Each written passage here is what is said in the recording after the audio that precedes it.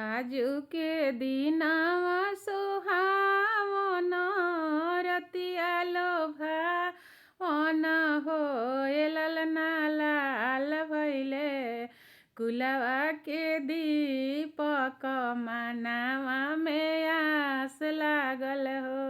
सासु सोहागिन गीतिया गावेली गाई के सुनावेली हो ललना बहुआ के होरिला जनम ले होरिलावा बड़ा सुंदर हो।